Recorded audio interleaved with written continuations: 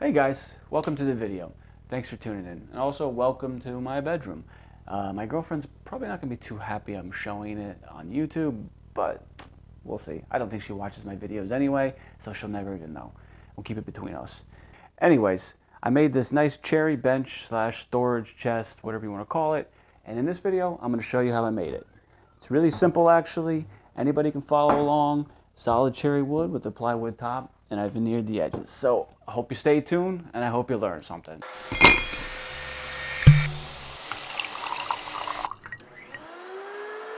So like I said in the beginning, we're gonna make this bench slash storage chest. We just had crap laying all over the place, blankets, little miscellaneous things, and this was a great solution for the bedroom. Now the first step is gonna be to rip down our cherry plywood to make the carcass and the shell of the bench.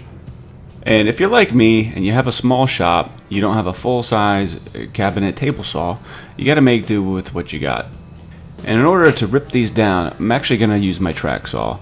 I'm using roller stands on the side over there just to support it, obviously. And here I am just making my first marks for the first cut. Oh, and another symptom of a small shop, yeah, having to crawl underneath pieces like that just to get on the other side. I know you know what I'm talking about.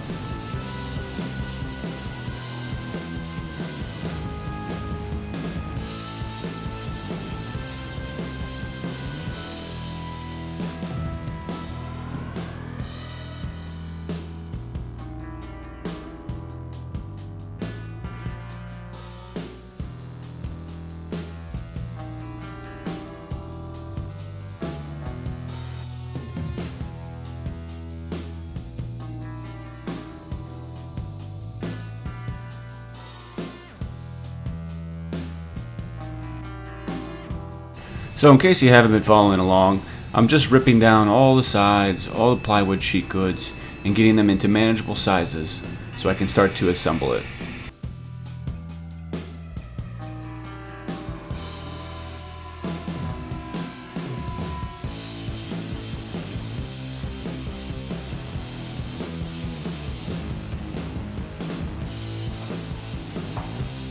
So at this point, let's go ahead and start processing the solid cherry wood parts.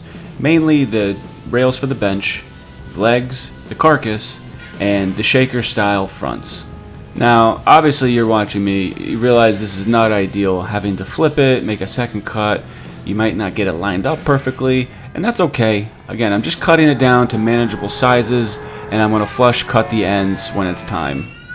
Now you're going to want to feed these planks to the planer since they are rough.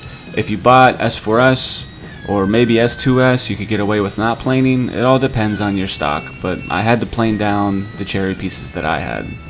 And I don't think you want to watch me do this for 20 minutes, so yeah, not to bore you, let's skip ahead. If you're wondering what that is a jointer jig that I had made up for a table saw. I'm sure there's a million videos out there you could watch on how to make one. It's very easy and straightforward. I actually had to add an additional hold down because the pieces were too short, but you see the principle and work there. That's basically it. And you're going to want to go ahead and joint both sides at this point. Alright, once you have everything planed and jointed, let's go ahead and rip everything down to our final widths. Also, this would probably be a good time to talk about the channel and these videos and some of the feedback I've been getting. If there's anything specific you guys want me to make, go ahead and leave a comment below. I'm always looking for new, fun, challenging projects. Also, if you don't mind, while you're commenting, also give me some feedback. Let me know what you think of the videos, and if there's things I could improve upon, etc. So go ahead, hit the subscribe button. You know you want to. You know you love these videos. They're what you look forward to every day when you wake up. I get it. I get it.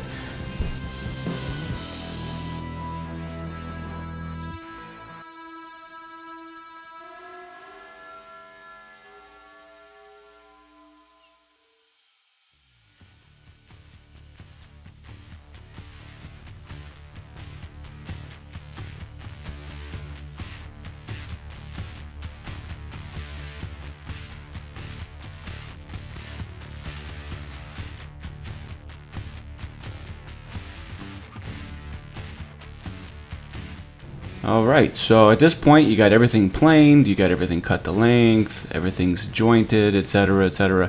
We're going to go ahead and glue up the legs. These are going to be 1.5 by 1.5 inches. So all I did was rip down a couple of pieces and I'm going to sandwich them together like so.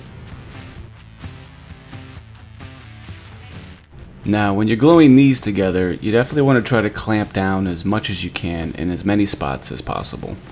I unfortunately just don't have enough clamps, so I had to make do with what I had. Once you got them glued down, let's go ahead and sand them up and clean them up to their final finished product, right before stain, of course.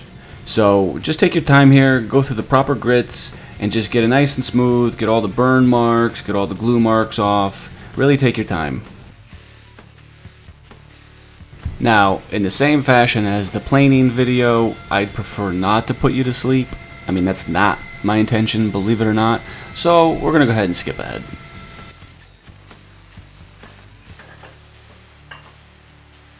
So I got ahead of myself a little earlier. I didn't actually cut the legs to length just yet. I'm doing that here.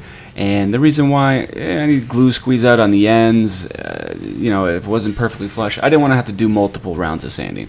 So I hope you can find it in your heart to forgive me for intentionally misleading you. That would be terrible. I'm being sarcastic.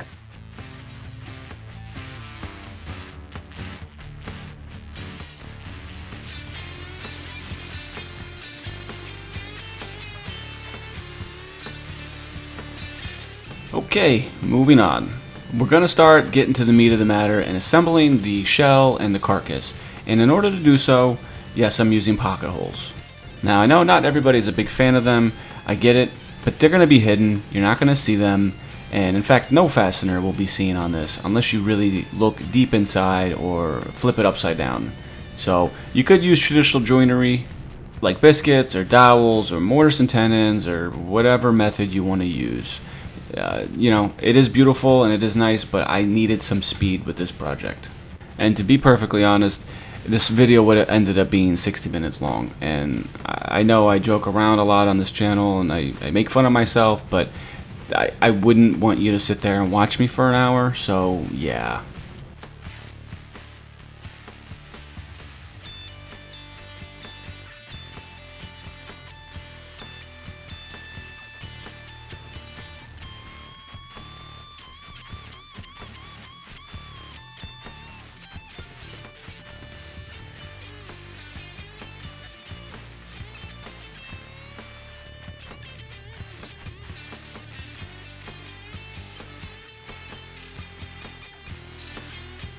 Alright, so you get the idea. Just drill some pocket hole screws.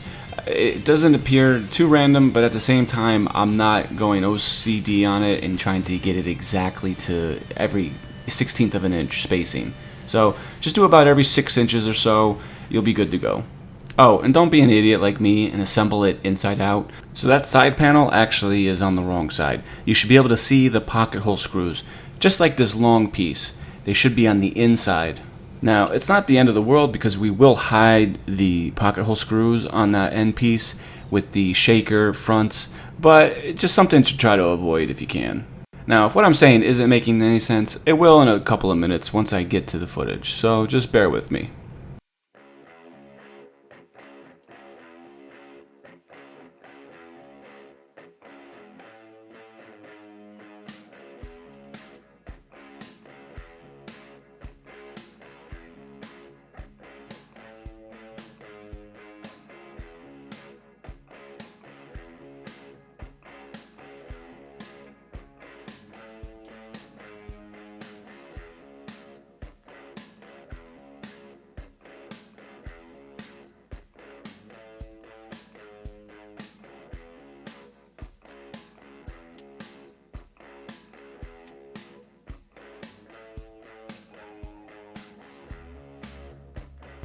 Now it's time to assemble the carcass. Now what is a carcass, you're asking? Depends on your definition, but it's usually a substructure to another structure. It's the bones, it's the foundation, etc. This is actually going to go under that plywood box I just made and provide additional support.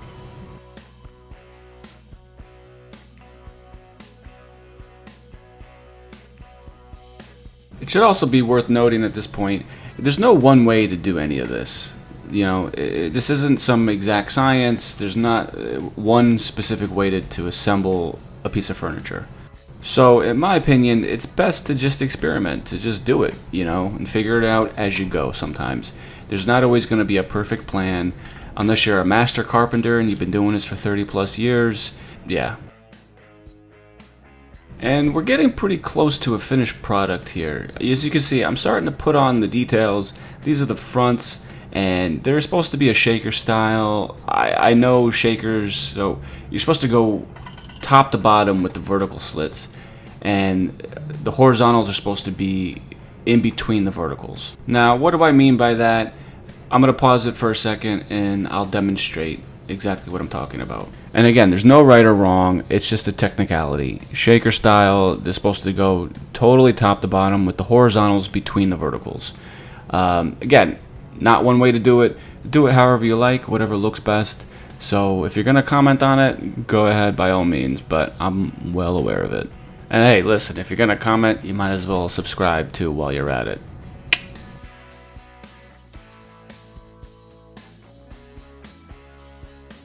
So go ahead and finish assembling your shaker / non-shaker, whatever style cabinet.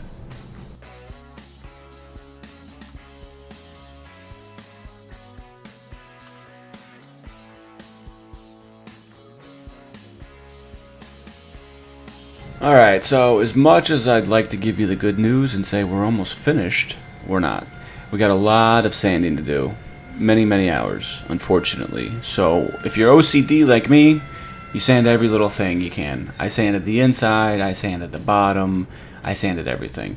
I'm not going to show you all the footage. Again, like before, I don't want to put you to sleep. So you're just going to have to trust my word for this one.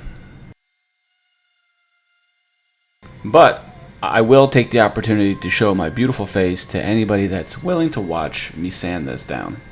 Now, after you're done with the machine, you're going to want to go ahead with your hand and just gently go over the edges. Just edge break everything you can. Now, you could do this prior to gluing and assembling, which would have saved you some time. But yeah, I just don't think it's that big of a deal. Cherry sands very nicely. It's very easy to work with. It's why I chose this wood. And just take your time here, no rush. Now, admittedly, I did forget to video me actually gluing the edge banding on for the plywood. It's really simple. It just comes on a roll and it's got adhesive already applied to it. You just use a nice iron, not even a nice iron, you could use any iron. No water, just apply a little heat and just press it on firmly. No big deal. Now, when you go to sand it, you want to take your time sanding it because you can easily sand right through the veneer. And once you've got the top sanded, as so eloquently demonstrated before, I'm going ahead and just scribing all the top pieces because I'm going to finish assembling the top now. And we're getting close to staying. Well, technically it's not staying.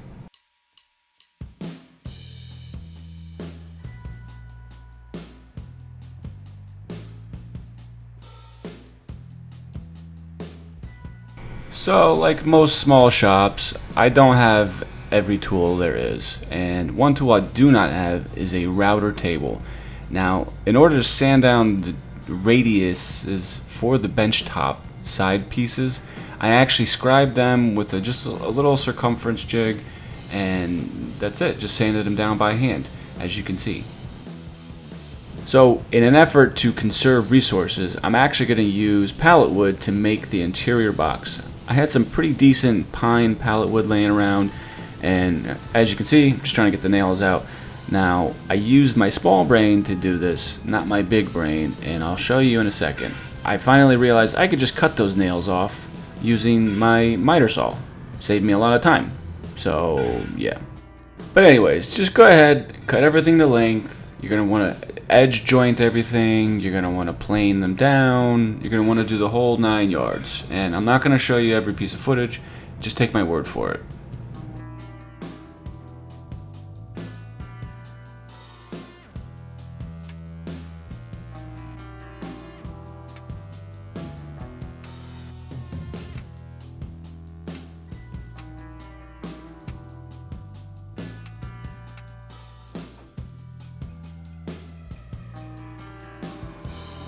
Alright, so these are the actual rails I have to attach on the inside, and this is what the box that I just made is going to rest on and slide across.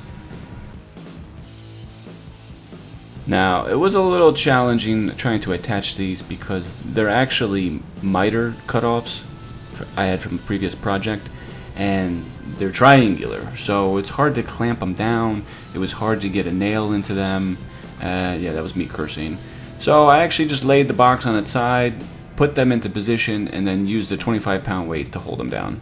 I know, it's pretty fancy and sophisticated. What can I say? Now, while other glue is drying, let's go ahead and come back to the bench top and glue this up.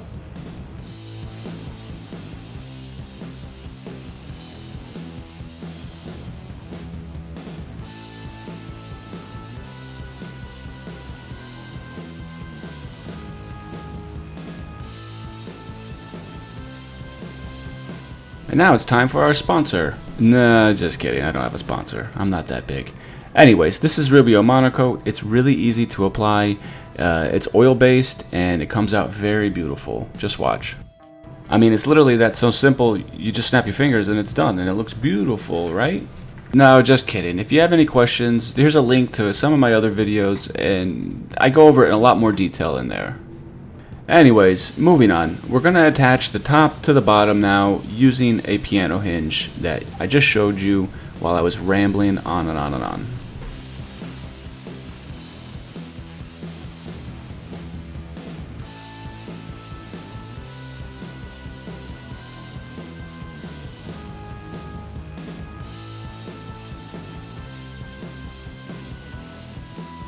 Alright, about 45 screws later, it should be good to go, and now very solid. Just be careful putting it onto the ground, and don't almost drop it like I did. And the good news is, we're in the home stretch now. At this point, I'm just trying to line up the gas strut.